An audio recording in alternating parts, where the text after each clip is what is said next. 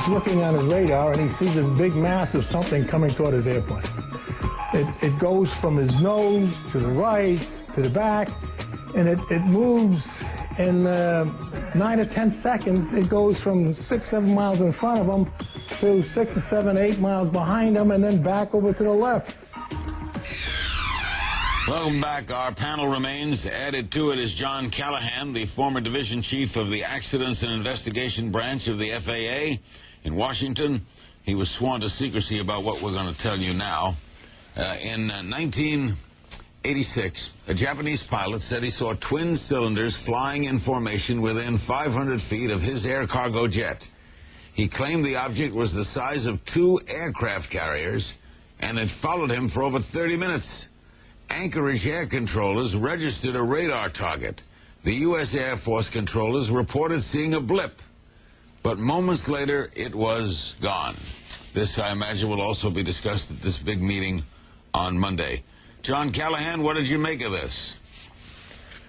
Well, we went up to, when I got a call from Alaska about what to tell the media that was overrunning their office. When I asked him why, he says, oh, it's that UFO thing, you know, but who believes in UFOs? And I said, I have no idea what you're talking about. And he went on to explain how the 747 was chased for 31 minutes in Alaska. So I said, well, tell the media that this is under investigation, and then send all that data, all the discs, the voice tapes, all the printouts to the FAA Tech Center in Atlantic City, and we'll go up and take a look. I went up to Atlantic City the next day at the FAA Tech Center, and I had the specialist up there play back what the controller seen on his scope, you would call it. And I had him synchronize the voice tapes to the radar so you could hear what was happening and look over the controller's shoulders if he was sitting there. And a blind man could see that there was a target along with that 747 where there shouldn't have been any target. And it came more than once. When we get all done with that, we had the specialist put out a chart that's about 8 to 12 feet long that showed every hit on the radar of the 747 and where the other targets were. The hardware people got up to explain what we were looking at, and they said there's nothing wrong with the hardware. Everything over here is a software problem. The software people come up and said there's nothing wrong with the software. Everything you're looking at here is a hardware problem.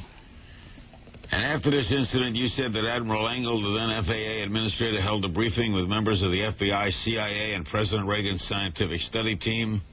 What was the result of that meeting? Well, he set the meeting up, and my task was to hand off this event to the Reagan scientific study team because the FAA does not handle UFOs. And what did they do with it? When we got all done with our briefing, it took a couple hours. A CIA man stood up and said, this event never happened. We were never here. You're all sworn to secrecy, and we're confiscating all this data. And what do you make of that, Sergeant Peniston? What do you make of that? Well, that's exactly what happened with Bentwaters. I don't admit the deniability on it. Why? Colonel, why? Why deny what they saw? I don't understand it. That's puzzled me for years. The very interesting thing is I made a memo up, which is now public, through no fault of mine. I did not release it, what I'm saying. And I fully expected an investigation. I have never been debriefed. James Fox, who, by the way, has a new movie in the works called Beyond the Blue. His early one was Out of the Blue. Why do they deny it, in your opinion, as a layman?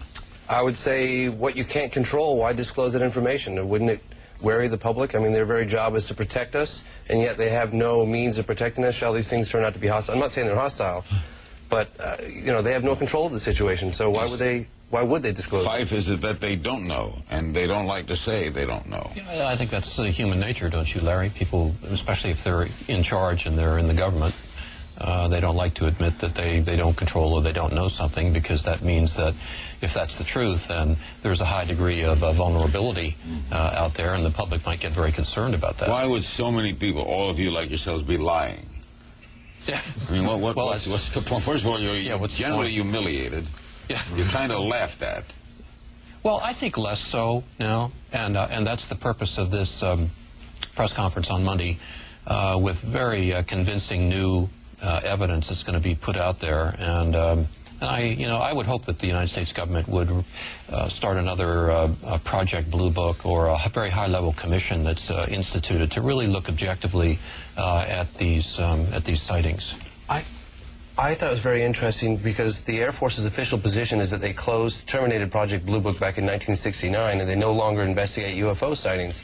But then you said that OSI investigated your case, and yet the order came from somewhere else. Came from somewhere beyond the base, and it was not known to base officials. It was done through back-channel means. So they did investigate. They're saying they haven't been investigating since '69. That's the official position, and yet they... Weird. Yeah. We'll be back with more of this edition of Larry King Live as we further investigate the subject of UFOs. Don't go away. Members of the Mexican Air Force think they could be UFOs. Pilots taped 11 unidentified flying objects over southern parts of the country near the Gulf of Mexico. That it was not a weather balloon, nor an aircraft, nor a missile.